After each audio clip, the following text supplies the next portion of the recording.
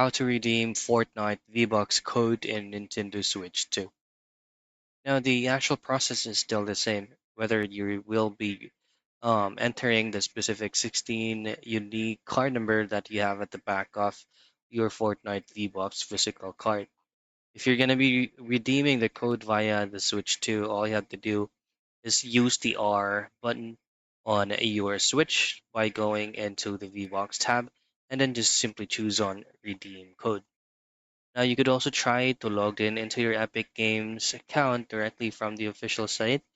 Just simply copy this URL on your end and then just click on get started so that you can go ahead and log in into your account. And once you successfully log in, you will automatically be redirected to input your unique code, and it will automatically be linked to your account. That is how you redeem Fortnite V-Bucks code on Nintendo Switch 2.